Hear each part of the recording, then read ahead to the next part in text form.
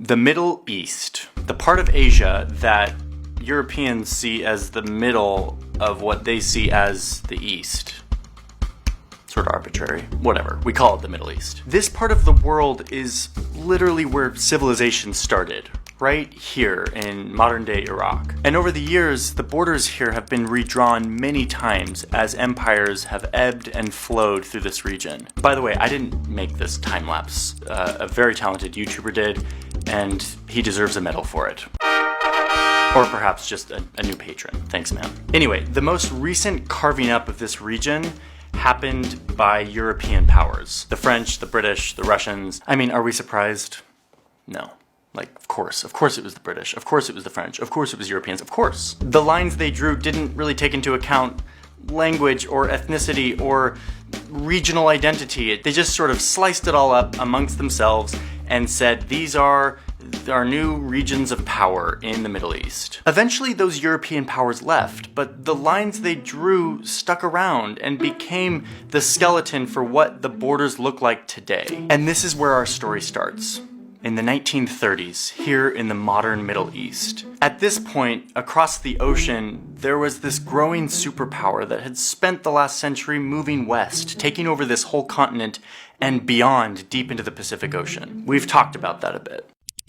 But things were changing. The world had just fought a brutal world war that was fought with new weapons that were powered by this new important substance, oil. Germany lost that war, in part because they didn't have access to enough oil to keep up with this new style of warfare that relied a lot more on machines. The young superpower realized that access to this stuff would determine who would be powerful and who would not. So they stopped looking west for a moment and turned east, with hopes of finding the fuel they needed to build their power. The US presence in the Middle East started with one little dot, right here.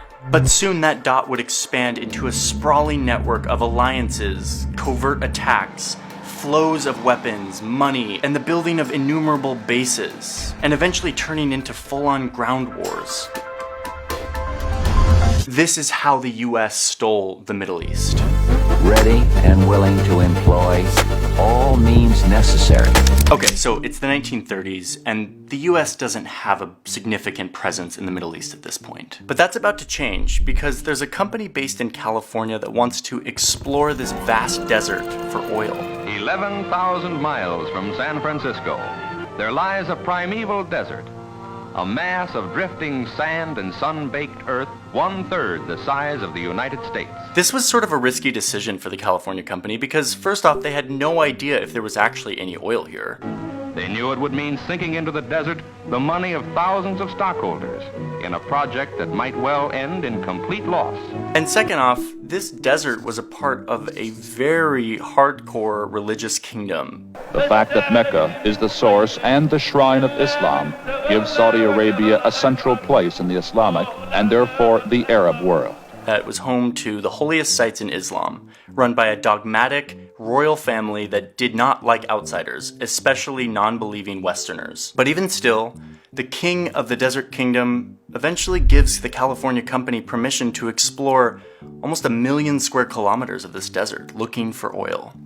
And after a few years, the bet paid off. And on March 3rd, 1938, in this little patch of coastal desert, they struck gold. Well, actually they struck oil, but it might as well have been gold.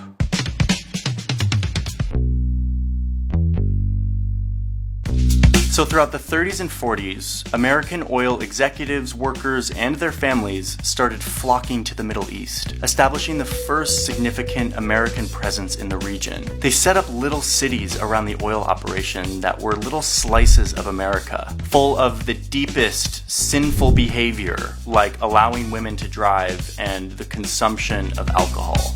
Here is another American colony, complete with air-conditioned houses, 2 hospitals, and an outdoor movie theater.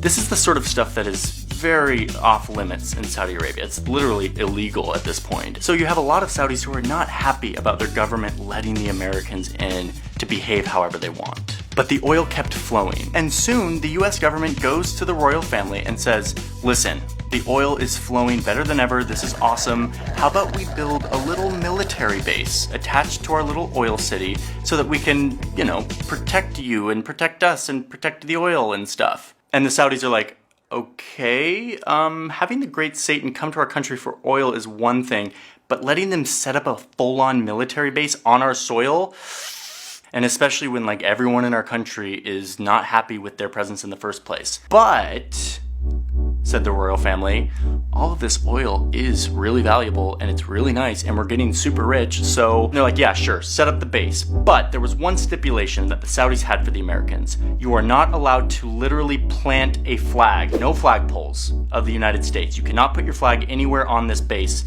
Instead, you can put a little plaque on the side of the building so that your flag is not literally on our soil. And that was the deal. And that's exactly what happened. The US sets up its first military operation in the Middle East in the form of a landing strip that is right next to this oil field. Okay, so all of this infrastructure that the Americans were building required someone to build it. They needed a construction company.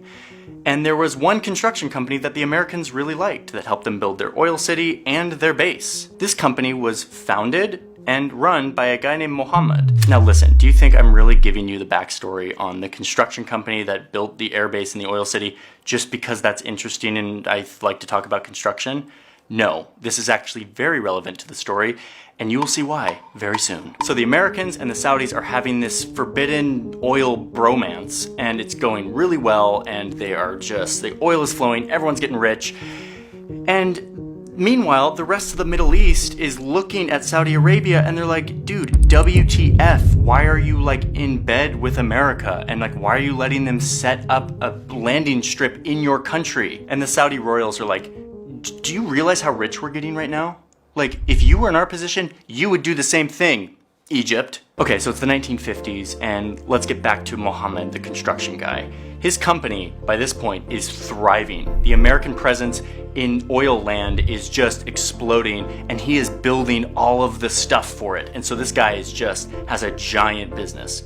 And he starts to have children. Well, in fact, he had a lot of children, like 54 children, because he had 22 wives, because that is a thing in Saudi Arabia to this day. Anyway, the point is, one of Mohammed's sons is named Osama.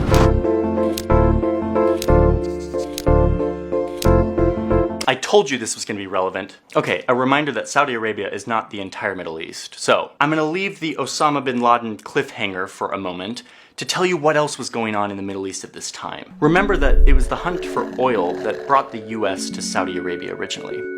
But now, in the 50s and 60s, there was a new reason for the US to think about the Middle East. And that reason is because there's another big superpower that has nuclear weapons, called the Soviet Union, who is coming into the region and saying to everyone, come join Team Communism. And the US is like, hold my beer.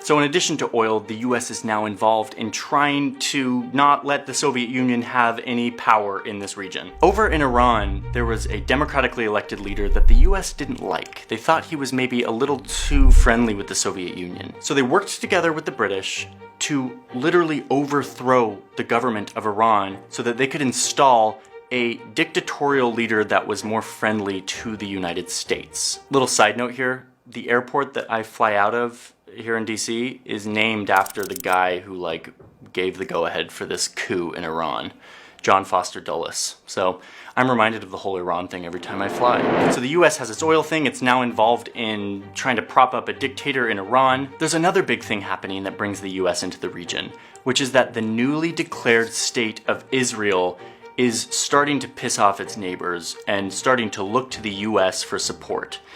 And the US gladly offers it, seeing Israel as a friendly nation in the region that could be a big proponent of US interests. So the US starts to fund Israel with tons of money and fighter jets and all of these things to help them fight their wars against their Arab neighbors. There was a debate happening in the United States on whether or not they should actually do all of this to support Israel so intensely, because they knew if they did, they were going to piss off all of the neighbors in the Middle East. And all of the neighbors are the ones who had the oil. In the end, the US did decide to support Israel. And with that came a major backlash from all of these oil-producing countries in the neighborhood. It's a crisis of such proportion that we probably haven't even begun to grasp it yet as far as the country is concerned. Scenes like this are becoming all too common on both sides of the Atlantic. But for America, they are more ominous. They tell the Arabs that their oil weapon is wounding America, the country that supports and supplies their enemy Israel. Eventually, this backlash against supporting Israel kind of calmed down. There was some peace talks, and anyway, let's get back to Mohammed, the construction guy, and his son Osama, because this is where it really starts to heat up. And it is this world of religious authority and deeply rooted traditions that is now being challenged by the wealth of oil and the Western invasion it has brought. So it's now the 70s, and Mohammed bin Laden, the construction guy, is now insanely rich. His construction company is giant, his 54 children are also rich, and his son Osama is growing up and is in his 20s and is looking around at all of this stuff happening in Iran and in Israel and is starting to feel really uncomfortable with the notion of his family being so supportive of American presence in the Middle East and his government, this religious kingdom, home of Mecca and Medina, being so okay with the US so embedded in the Middle East at this point. These are ancient, holy lands. Why is my government and my family supporting this great Satan superpower coming in and becoming so involved in the Middle East? So bin Laden sets out on a lifelong quest to fight back against these superpowers, not just the US, but also the Soviet Union, invading the Middle East. He heads to Afghanistan, where the Soviet Union is invading Afghanistan, trying to take it over. Bin Laden wants to fight back. By the way, the same year, in Iran, that dictator that the US put in gets overthrown in a giant religious revolution that gets rid of the old dictator that the US liked and puts in a religious government headed by this guy, Ayatollah Khomeini. This new government takes a bunch of Americans hostage and starts off hating the United States. And I mean, can you blame them? If someone overthrew the person I elected, I would be pretty pissed too. So anyway, back to bin Laden. He arrives to Afghanistan with a few things. Number one, a bunch of money. Remember, his family's like super rich. He also comes with construction infrastructure because he's like a construction guy. Like his family knows construction and infrastructure building. But most importantly, he comes with an obsessive dedication to fighting back against any superpower that is invading the Middle East. So Osama joins in with all of these rebel fighters who are fighting back against the Soviet Union, and they fight a long, brutal war. By the way, the US was secretly loving this, loving that the Soviet Union was getting like beat back by these like rebel fighters. So they end up sending loads of weapons and money and support to these fighters, something that will come back to bite them a few decades later. Eventually, Osama and the Afghan fighters beat back the Soviet Union. It was 10 brutal years of war, and by the end, these fighters were battle-hardened. Osama was now completely dedicated to his cause of fighting back against superpowers who were coming into the Middle East. So he returns back to Saudi Arabia, where he starts raising money and awareness for his new group that he started while he was in Afghanistan. It's called Al-Qaeda. And the mission of the group is to protect Islam through violently striking back against big superpowers coming into the Middle East. And Saudi Arabia's like, Osama, like, do you have to do this, dude? Do you realize how rich we're getting? Like, Saudi princes are living on yachts in the south of France and like flying in their private jets. And they're like, dude, chill. Like, it's fine, we get it, we don't like the United States, but like, can you like maybe chill? Our partnership with the United States is actually turning out to be really great, and I know, yeah, they're really into Israel and they're really bad and everything, but like, they buy our oil and they give us weapons and we're like doing just fine over here. Osama doesn't chill, and the Saudi government eventually takes away his passport, not letting him leave, and told him to hush up with all the anti-American holy war talk. So Osama finds another plan to maybe win back the heart of the royals. Saudi Arabia has a next-door neighbor named Iraq who is run by Saddam Hussein, who Osama sees as a really bad Muslim, totally secular and brutal, and he's just like not a good guy. Saddam is also cashing in on the oil boom. He's building big palaces and statues of himself all over the country. Oh yeah, and he also used the oil money to build a giant army, like the fourth biggest in the world. With this massive army, Saddam decided that he could maybe multiply his oil reserves if he popped down to invade this little tiny country of Kuwait, where there's also loads of oil. This sort of freaked the Saudis out. If Saddam, with his giant army, could grab Kuwait, what would stop him from marching right across this desert into Saudi Arabia? So there's this moment that it's like the moment of infamy of this whole thing, where Osama goes to the Saudis and he says, "I volunteer as tribute." He doesn't actually say, I volunteer in tribute. That was Hunger Games. I believe we have a volunteer. But he effectively says, I have me and my battle-hardened men who can go in and fight against Saddam and defend the kingdom. And the Saudis are like, no, we're not gonna let this ragtag group of rebel fighters fight off the fourth largest army in the world. And Osama's like, well, we beat the Soviets. They're a big army with nuclear weapons and everything. And the Saudis are like, yeah, because you hid in the hills in caves in Afghanistan. Prince Sultan literally told bin Laden verbatim, quote, there are no caves in Kuwait. And then he asks them, what will you do when he lobs the missiles at you with chemical and biological weapons? Osama's response, we will fight them with our faith. And the Saudis are like, awkward? Sorry, dude. Instead, the king met with somebody else that he thought would make a much better fit than bin Laden and his faith fighters. Dick Cheney had flown to Saudi Arabia the day after Saddam had invaded Kuwait. At this point, the bromance between the US and Saudi Arabia had cooled a little bit, as Saudi had gotten more and more flack for being in bed with the US. But even despite this, he told Cheney to come with as much force and as quickly as he could. And that is exactly what Dick Cheney did. Ready and willing to employ all means necessary. The US went insane here. They recruited 37 other countries, and then they sent more firepower in terms of ships and bombers and troops and all this stuff than you and I could ever imagine. It was insanity. And they totally crushed Saddam. Within a few weeks, they had pushed Saddam back and completely won over the hearts of the royals. The bromance is back in business.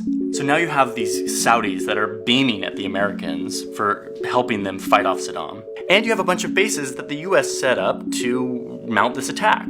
Way more than before. The US came with all of this firepower and manpower and bases and artillery, and then they just sort of never left. Something that really pissed off a lot of Saudis who were very uncomfortable with US presence to begin with. But the guy who was most pissed off than anyone in the Middle East at this point? Osama bin Laden, who had not only been rejected by his own country, but then who got chosen instead? But the great Satan, the United States, a power that Osama had built his entire life fighting against. So Osama bin Laden starts to double down on his original mission. He leaves Saudi Arabia and begins coordinating very precise attacks that could really only be coordinated by a guy who was good at technical details of a construction company and who had lots of money to fund it. He carries out attacks against the United States all around the world. And by the late 90s, he starts planning the attack that would change our world forever. We're setting up an ad hoc.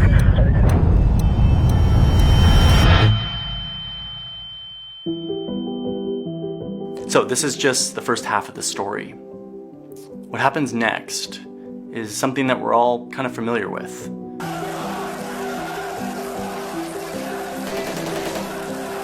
In fact, I think we're all still kind of processing the US presence in the Middle East today and how that all went down. But it deserves taking a look at, and I'm not going to do that right now. I want to make a separate video for Iraq and Afghanistan and Israel and Iran and dive into each of these cases to show how the US presence in the Middle East is not just about oil. In fact, oil is becoming less and less of a vital aspect of the US presence as we have alternative sources of this sort of energy. Instead, our presence in the Middle East has become a fixture of how we think about foreign policy and how we think about the map. It's become so embedded in our military doctrine and in our foreign policy doctrine that it's proving to be really hard to think about how we could ever get out.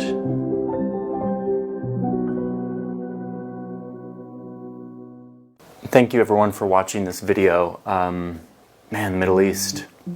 The Middle East. It's a complicated place, and this is just a very broad overview. And like I said, I want to go deeper into each of these case studies because there's so much more to cover with each of these stories. Anyway, that is to come. Stay tuned for that. Thank you Skillshare for sponsoring today's video. Big fan of Skillshare, big fan of online learning. Skillshare is a giant repository of online courses where you can learn everything you can imagine, from animation to photography to videography to cooking to entrepreneurial skills, like so many amazing things on Skillshare. There's a class that just published on Skillshare by my friend Nathaniel Drew. It's about developing your own voice online, unleashing your creativity. This course is really great. Nathaniel's really good at communicating and expressing, and he has a really unique voice online, and he teaches everything he knows in this course, so you should definitely go check it out. For a limited time, those who use the link in my description get 2 months of Skillshare Premium absolutely free. No money, and you get 2 months of free Skillshare. So you could watch like dozens of courses in that time for free. And then after that, if you do the annual, it's like $10 a month, which is just like absurdly cheap. So go check out Skillshare, and thank you Skillshare for sponsoring this video. I will see you all in the next one. See ya!